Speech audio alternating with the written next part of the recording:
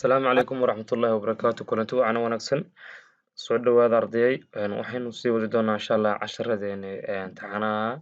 SQL waxaynu ku qaadan doonaa insha Allah laba way oo aan samayn doono insert qiimahan aan soo gashan karno SQL markaynu isticmaalayno waayahay waxaan tagi doonaa marka table-kan ayaan click siin doonaa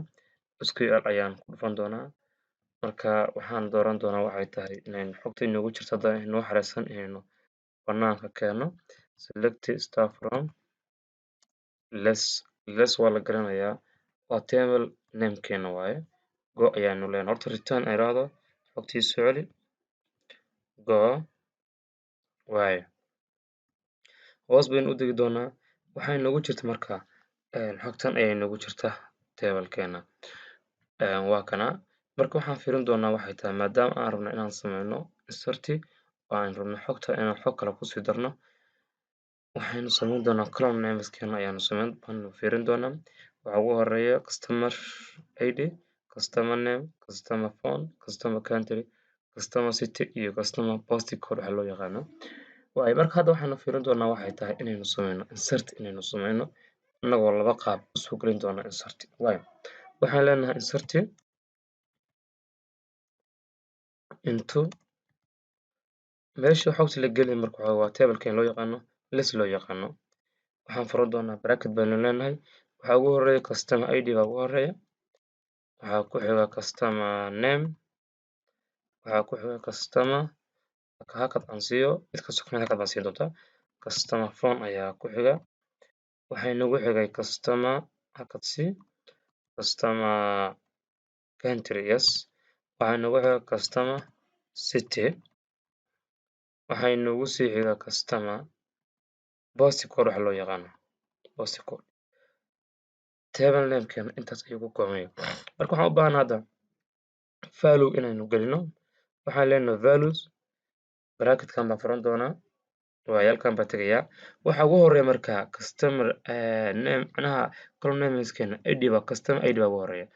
ID marka waa waxa weeyaan waa ID caadiyo waa numbers waaye waxaan hoos hadda u baxnana intay noo xareysa waxay ku joogtaa 15 bay ku joogtaa marka 16 baynu ku bilaabi doonaa waxaynu leenahay 16 hakad baan siin doonaa waxaa ku xiga customer waxa weeyaan name baa ku xiga name marka iyadu waxay qaadataa waa string waaye macnaha waa xarfi caadiya waxay qaadataa marka single quotation baynu siin doonaa waxaynu leenahay Faarax Nuur Yaasiin baynu leenahay okay waa kusoo xiraya hakad baan siin doonaa waxaa ku xiga phone-kan asagu intii uu yahay haddaynu fiirino table column names-keena halka intii uu iga yahay waxaan isticmaalay intii waaye waxaan leeyahay marka lambar caadi aan qori doonaa lambar 090 7 halahaas ayaan iskaga dayn doonaa hakad baan siin doonaa waxaa ku xiga waxa waayaan customer country ayaa ku xiga customer country asaguna waa string waaye marka waxaan leenahay Soomaaliya hakad baan siin doonaa waxaa ku xiga city oo caasimadii ah waxa ku leeyahay waan leenahay Gaalkacyo hakad baan siin doonaa waxaa ku xiga postcode 252 intay wada marka markasta ogow midka ugu dambeeya hakad lama siiyo sidoo kale kana midka ugu dambeeya hakad aad sii doontaa ma jiro sidaas ayaa ku daynaysaa waan ku dhufan doonaa marka go aynu leenahay waaye go baynu niri wax isbedeli mahayna laakiin yes one row insert baa lagu soo loo soo geliyay waxaan leenahay marka bal aan fiirino waxaan rabaa inaan soo galay inaan hubino waaye waxaan select star from table name-keenu less ahaa go haye wuu inoo soo galay waa kana ardaygii qofkii ugu dambeeyay aan soo register garaynay wuu inoo soo galay xogtiisii waa tana yes waaye way inoo soo gashay waayahay marka waxaan rabaa marka weyga kale oo iyadana loo soo gelin karo inaan intuso ayaan u baahanahay insha Allah waxaan leeyahay insert into table name-kaaga oo less ah value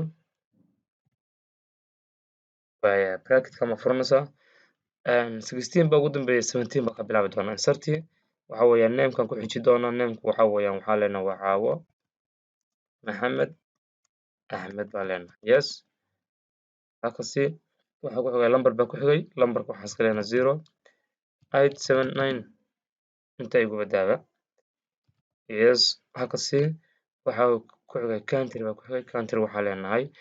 waa Soomaaliya sugan waa stringi Soomaaliya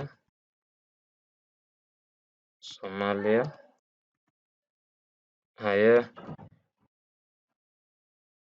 waxaa inoogu xigaa waxay tahay wax kan loo yaqaano waxaa inoogu xigay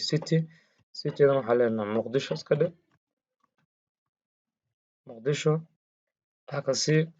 waxaa ugu dambeeyay oo ku xiga waxay tahay wax kan loo yaqaano postal code waxa loo yaqaano 252 yes bracketka soo xir waayahay ku dhufo marka go aynu niraahno yes marka haddii aan fiirino marka haddii ilaahay kuu soo magol yahay select aynu niraahno select star from less go aynu niraahno waxaynu arki doonaa waxay tahay marka qofka ugu dambeeyay oo aynu soo registerayno waxaa ahaa marka labada hab ayaa waxaa loo samayn karaa insert labada hab ayaa u samayn kartaa markaa isticmaalayso data macnaha datada aad soo xareynayso SQL na isticmaalayso labada way ayaa isticmaali doontaa intaas ayaan kusoo gabagabeynayaa insha Allah inaad ka faa'iideysan doontaan insha Allah idin rajeynaya